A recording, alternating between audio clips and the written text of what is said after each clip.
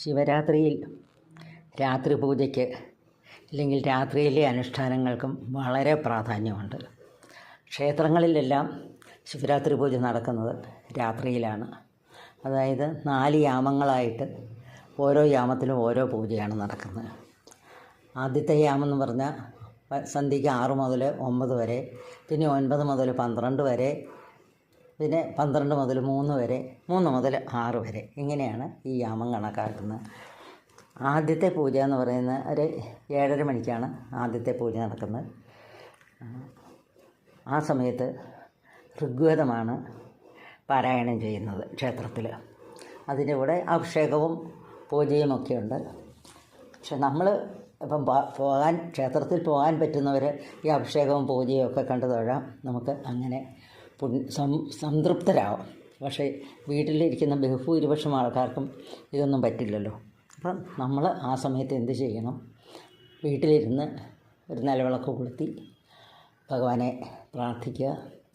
ഒപ്പം തന്നെ ഈ ആദ്യത്തെ യാമപൂജയുടെ സമയത്ത് ഏതെങ്കിലും സമയത്ത് കേട്ടോ, ആ യാമത്തിൽ എപ്പോഴെങ്കിലും തുടങ്ങുമ്പോഴോ എപ്പോഴാണെങ്കിലും കുഴപ്പമില്ല, നമുക്ക് നമ്മുടെ ശിവപുരാണമുണ്ടല്ലോ അത് പാരായണം ചെയ്യാം.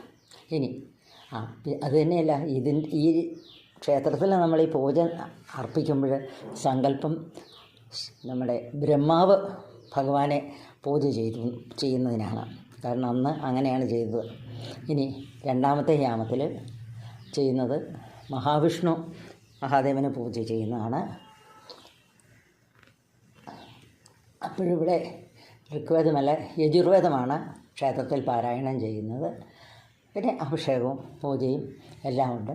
നമുക്ക് വീട്ടിലിരുന്ന് ഓം ശിവശിവ ഓം അങ്ങനെ നമുക്ക് 108 പ്രാവശ്യം 1008 പ്രാവശ്യം അത് നമുക്ക് ജപിക്കാം. ഇനി മൂന്നാമത്തെ യാമത്തിലാവട്ടെ, അവിടെ സാമവേദമാണ് പാരായണം ചെയ്യുന്ന ക്ഷേത്രത്തിൽ. അതേപോലെ തന്നെ പാർവതീദേവി ഭഗവാനെ പൂജിക്കുന്നതായിട്ടാണ് അതിൻ്റെ സങ്കല്പം. നമുക്ക് വീട്ടിലിരുന്ന് നമഃശിവായ ജപിക്കാം. ഇനി നാലാമത്തെ യാമത്തിലാവട്ടെ, ബാക്കി എല്ലാവരും ദേവന്മാരും ഋഷീശ്വരന്മാരും മനുഷ്യരും ഒക്കെ ഭഗവാനെ പൂജിക്കുന്നതാണ്, മഹാദേവനെ പൂജിക്കുന്നതാണ് സങ്കല്പം. അപ്പം അഥർവവേദമാണ് പാരായണം ചെയ്യുന്ന. നമുക്ക് വീട്ടിലിരുന്ന് ശിവസഹസ്രനാമം ചൊല്ലാം. ഈ സമയത്തൊക്കെ ഓരോ യാമത്തിലും നമുക്ക് നമ്മളുടെ ഭഗവാനെ, അതായത് നമ്മുടെ മഹാദേവനെ വിളിച്ച് നമ്മുടെ ആഗ്രഹങ്ങൾ പറയാം. നമ്മളെ തീർച്ചയായിട്ടും അനുഗ്രഹിക്കും.